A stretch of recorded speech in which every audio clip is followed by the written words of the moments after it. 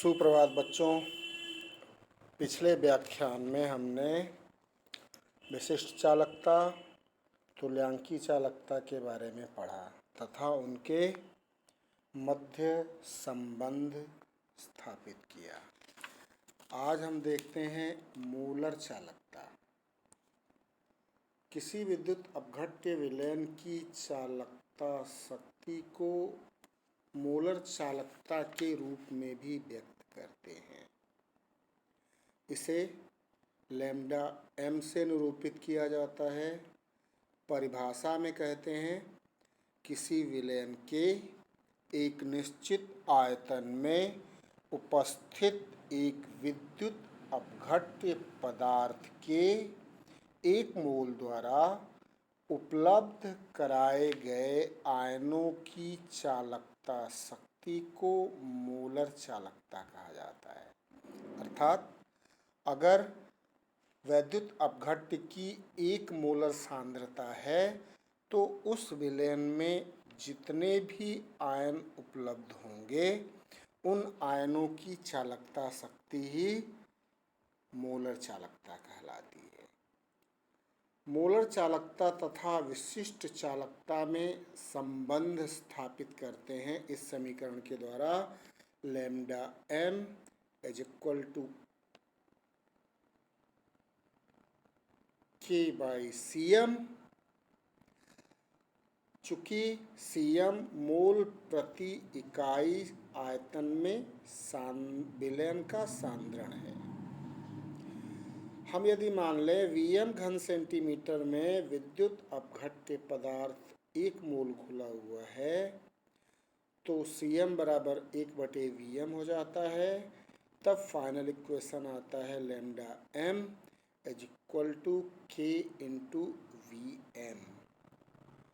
इसमें Vm घन centimetre में विलयन के उस आयतन को व्यक्त करता है जिसमें एक मोल पदार्थ उपस्थित है।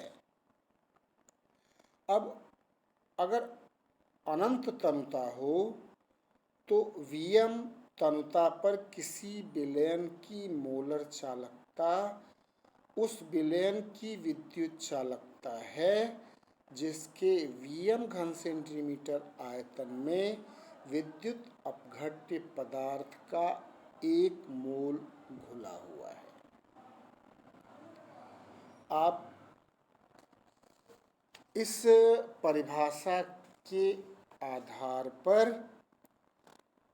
मोलर चालकता और विलयन की मोलरता के मध्य संबंध स्थापित किया जा सकता है। जैसे यहाँ पे देखा जा सकता है Vm बराबर 1000/m तथा lambda m is equal to K into Vm होगा तो उस स्थिति में lambda m is equal to K into 1000/m, जहाँ पर m विलयन की मोलरता या मोलर सांद्रण है। इस प्रकार से इस सूत्र को हम lambda m is equal to K into 1000 बटे विलयन की मोलरता के रूप में व्यक्त कर सकते हैं। अब जो लैम्डा m के मात्रक होंगे इस सूत्र की सहायता से अगर देखें तो लैम्डा m का जो मात्रक होगा, चूँकि K होता है ओम इनवर्स वर्ग सेंटीमीटर मोल यूनिवर्स, तो इस दशा में जो लैम्डा m का मात्रक होगा वो होगा मोल ओम इनवर्स घन वर्ग सेंटीमीटर मोल इनवर्स या ओमेगा इनवर्स वर्ग सेंटीमीटर मोल इनवर्स या S वर्ग सेंटीमीटर प्रति मोल। अब आते हैं लैम्डा m तथा लैम्डा eq यानी मोलर चालकता और तुल्यांकी चालकता में संबंध। दोनों के सूत्रों को अगर कंपेयर करें लैम्डा एम बटे लैम्डा ए क्यू यानी मोलर चालकता बटे तुल्यांकी चालकता बराबर होगा के इंटू 1000 बाई एम बटे के इंटू 1000 बाई एन, या एक ये होता है एन बटे एम के, अर्थात लैम्डा एम मोलर चालकता बटे तुल्यांकी चालकता बराबर विद्युत अपघट्य के ग्राम तुल्यांकों की संख्या बटे विद्युत अपघट्य के मोलों की संख्या, या यही बराबर हो जाएगा विद्युत अपघट्य का द्रव्यमान बटे तुल्यांकी भार बटे विद्युत अपघट्य का द्रव्यमान बटे अणुभार, या हो जाएगा अणुभार बटे तुल्यांकी भार, या मोलर चालकता बराबर अणुभार बटे तुल्यांकी भार गुणे तुल्यांक चालकता। यह मोलर चालकता और तुल्यांक चालकता में संबंध है। अब हम देखते हैं विद्युत अपघटनी चालकता का मापन। विद्युत चालकता किसी विलयन के प्रतिरोध के व्युत्क्रम के बराबर होती है, अर्थात किसी विलयन की विद्युत अपघटनी चालकता का मापन उसके प्रतिरोध को मापकर किया जाता है और विलयन के प्रतिरोध को चालकता सेल या व्हीटस्टोन सेतु की सहायता से आसानी से माप सकते हैं। सेल स्थिरांक होता है 1/a यानी 1 सेंटीमीटर यूनिवर्स या मीटर यूनिवर्स। आप चालकता सेल को यहाँ देख सकते हैं। ये विभिन्न प्रकार के चालकता सेल दिए हुए हैं जिनमें 2 इलेक्ट्रोड लगे हैं तथा वैद्युत अपघटनी विलयन भरा हुआ है। किसी विलयन के एक निश्चित आयतन के प्रतिरोध को मापने के लिए इन विशिष्ट प्रकार के सेलों का प्रयोग करते हैं। ये चालकता सेल कहलाते हैं। ये सेल पायरेक्स कांच के बने होते हैं तथा इनमें प्लैटिनम के इलेक्ट्रोड निश्चित दूरी पर लगे होते हैं। अब एक चालकता सेल में दोनों इलेक्ट्रोडों के मध्य की दूरी L तथा उनके क्षेत्रफल A निश्चित होते हैं। इसके लिए सेल स्थिरांक का मान 1/a नियत रहता है या स्थिर रहता है। व्हीटस्टोन सेतु भी देख लेते हैं। ये व्हीटस्टोन सेतु है जिसमें R1, R2, R3 तथा यक्ष युक्त 4 भुजाएं हैं, एक गैल्वेनोमीटर तथा एक बैटरी और कुंजी के द्वारा ये जुड़े हुए हैं। अगर कुंजी की सहायता से परिपथ को पूर्ण किया जाए तो परिवर्तनीय प्रतिरोध R2 को इस प्रकार समायोजित करते हैं कि शून्य विक्षेप की स्थिति प्राप्त हो जाए। यह वह स्थिति है जब गैल्वेनोमीटर में कोई भी विक्षेप दिखाई नहीं देता है। तो फिर इस सिद्धांत के अनुसार R1/R2 बराबर x/R3 या x = R1 R3/R2।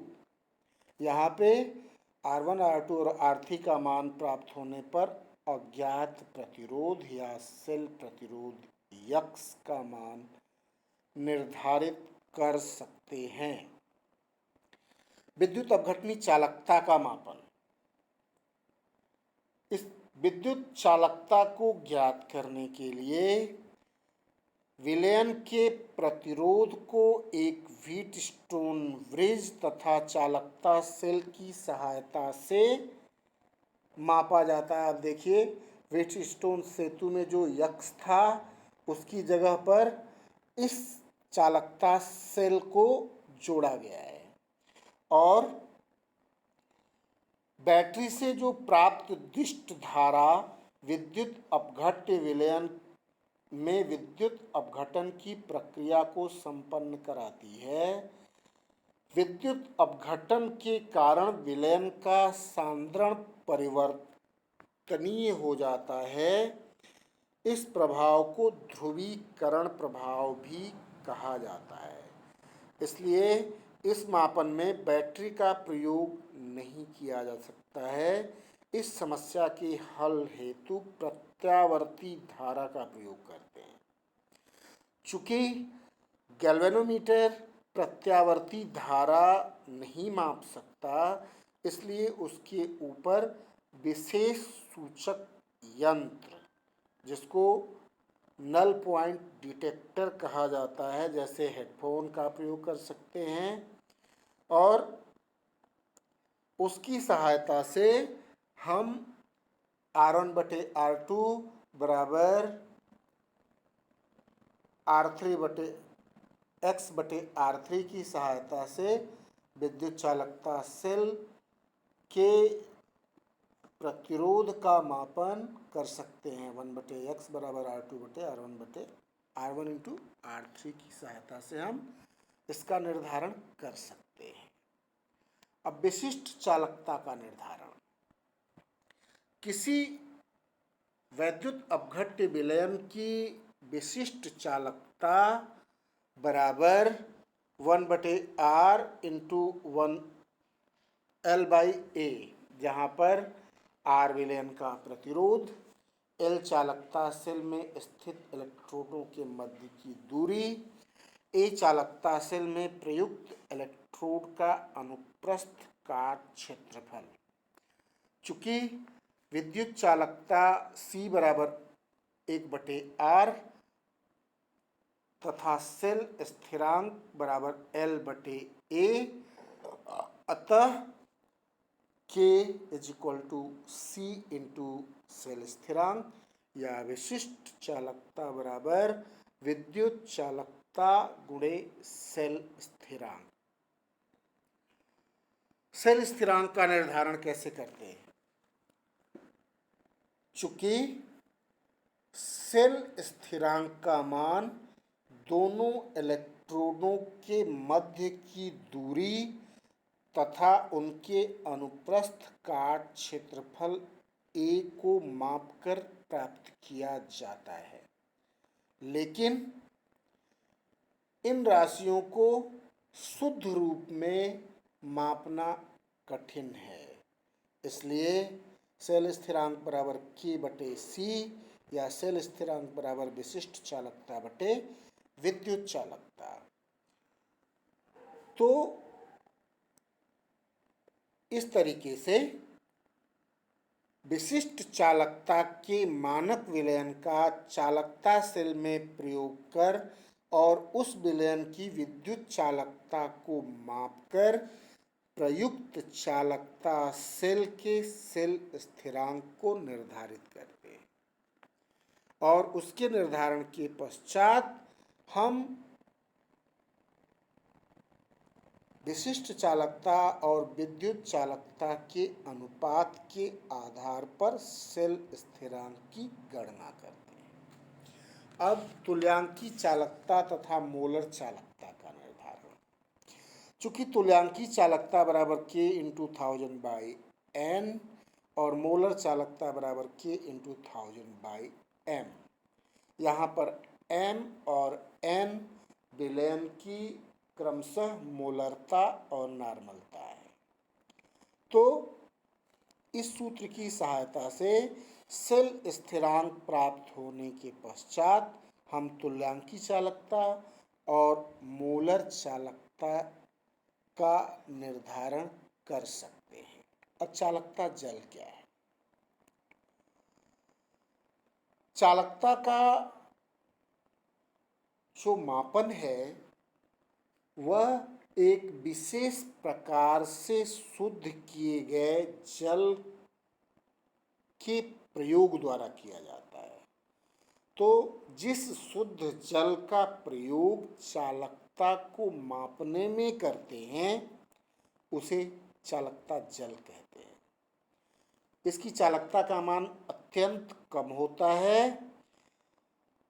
चालकता के मापन में प्रयुक्त सभी विलयनों को बनाने के लिए इसी जल का उपयोग करते हैं।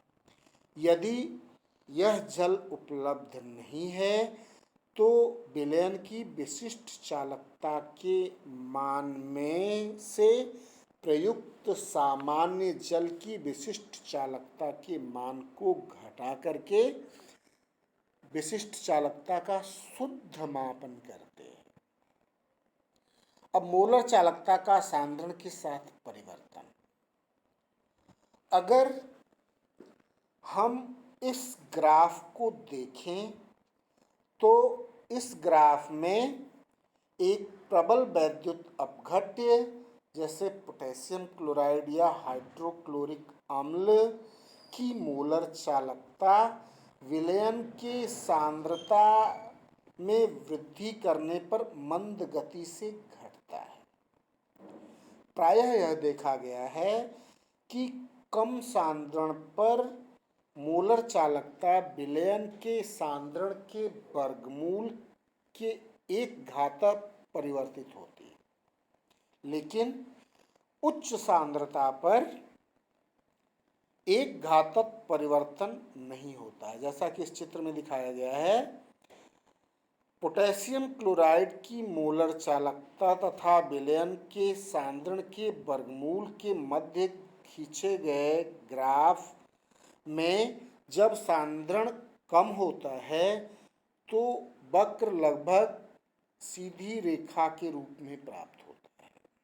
इससे यह स्पष्ट है कि कम सांद्रण पर मोलर चालकता सांद्रण के वर्गमूल पर एक घातक पर निर्भर करती है, लेकिन जैसे जैसे सांद्रता बढ़ाते हैं वक्र सीधी रेखा के रूप में ये प्राप्त होती है। यानी यहाँ पर प्रबल वैद्युत अपघट्य विलयन की मोलर चालकता एक सीमांत मान की ओर अग्रसर होती है। अब अनंत तनुता पर विलयन की मोलर चालकता। सामान्यतया